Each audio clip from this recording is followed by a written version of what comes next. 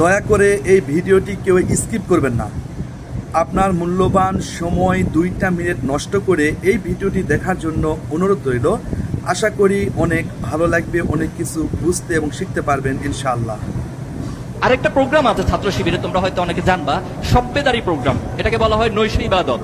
তো একদিন আমাকে দাওয়াত দেওয়া হলো, একটা মসজিদে গেলাম রাতের বেলায়। যাওয়ার পরে শুরুতে দার্স অর্থাৎ কোরআন থেকে আলোচনা হলো, এবং শেষ রাতে আমাদেরকে অর্থাৎ মাঝখানে ঘুমাতে দেওয়া হলো। আবার ঘুম থেকে জাগিয়ে সবাই তাহাজ্জুদের নামাজ পড়ে দোয়া করলো। এই দোয়ার পয়েন্টে গিয়ে আমি একটু নতুন করে ছাত্র শিবির সম্পর্কে ভাবলাম। যিনি দোয়া করেছিলেন একজন দায়িত্বশীল, মানে এত বেশি কান্নাকাটি করে আল্লাহর কাছে দোয়া করা যায়, এত আবেগ নিয়ে আল্লাহর কাছে দোয়া করা যায়, আমার কাছে মনে হয় সেদিন আমি প্রথম দেখলাম। এবং সেখানে শুধু নিজের জন্য না, নিজের জন্য দোয়া করছেন, বাবা মায়ের জন্য দোয়া করছেন, সমাজের মানুষের জন্য দোয়া করছেন।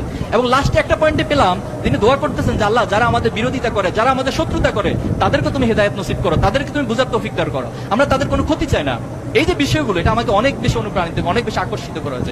ছাত্র শিবিরের এই দুটো জিনিস আমি বললাম, এরকম তুমি শত শত পয়েন্ট পাবা, শত শত বিভিন্ন ইস্যু পাবা, কেস পাবা, যেটা ছাত্র শিবির ইন্টারনালি এই বিউটিফুল চর্চা হয়, অনেক বেশি সৌন্দর্য চর্চা ছাত্র শিবির করে থাকে।